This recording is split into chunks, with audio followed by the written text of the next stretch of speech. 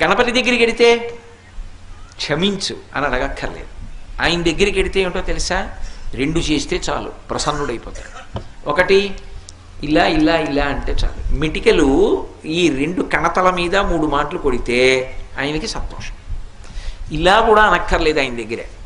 ఇలా కొట్టి ఈ చేతి మీద కుడి చేయి పైకొచ్చేట్టు ఎడం చేయి కిందకు ఉండేటట్టు పెట్టి కుడి చేత్తో ఈ చెవి చివరిని ఎడం చేత్తో ఈ చెవి చివరిని పట్టుకుని 3 మాటలు గుంజీలు తీస్తే ప్రసన్నుడైపోతాడు. ఏమండి మీరు చెప్తున్నారు బాగానే ఉంది, కానీ అంత పరబ్రహ్మం విఘ్నేశ్వరుడు, ఆయనకి ఎందుకండి ఇలాంటివన్నీ, ఇలాంటి పిల్లల చేష్టితాలు అన్నీ చేస్తే ఏమిటండి ఆయనకి ఆ సంతోషం అని అడగచ్చు మీరు. దీని వెనక ఒక మర్మం ఉంది. ఒకప్పుడు అగస్త్య మహర్షి మహానుభావుడు, సామాన్యుడు కాడైన ఆయన ఆ దక్షిణ దేశంలో ద్రవిడ దేశం దగ్గర ఒక పర్వతం మీద కూర్చొని తపస్సు చేస్తున్నాడు. ద్రవిడ